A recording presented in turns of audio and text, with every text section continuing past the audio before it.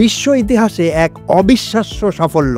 চীনের একজন doctor Rome শহরে বসে সফলভাবে একটা অপারেশন সম্পন্ন করলেন চীনের বেইজিংয়ে, এবং এটাই পৃথিবীতে প্রথম, এটাই বিশ্বের প্রথম ট্রান্সকন্টিনেন্টাল রিমোট সার্জারি। শুধু চিন্তা করুন, হাজার হাজার কিলোমিটার দূর থেকে একজন ডাক্তার শুধুমাত্র রোবোটিক টেকনোলজি ব্যবহার করে একজন রোগীর শরীরে অপারেশন করেছেন।